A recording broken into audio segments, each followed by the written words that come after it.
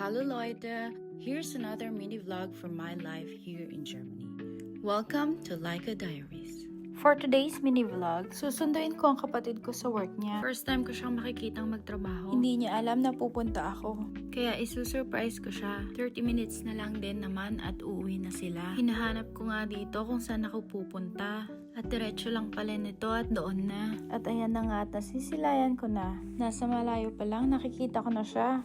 Grabe, ibang-iba pala sa pakiramdam kapag first time mong makita yung kapatid mo sa work niya. Sobrang nakaka-proud na 4 na taon na rin pala siya dito. At bilang ako ay panganay, bigla akong naging emotional. Minsan kasi hindi lang ate or kuya ang role natin. Minsan parang magulang na rin. Magpapakita na ba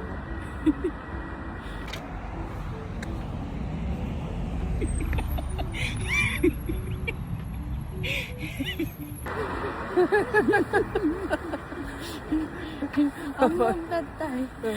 At ayan na nga at kinento ko yung OA moment ko. Kaya saludo ako sa mga panganay na nagsisilbing second parents ng kanilang mga kapatid. Hindi dahil sa mga sakripisyong ginawa nyo, kundi dahil pinili nyong magmahal, umunawa at tumayo kahit hindi naman kayo obligado. O sige na Leute, don't forget to like, follow, and share. Tschüssi!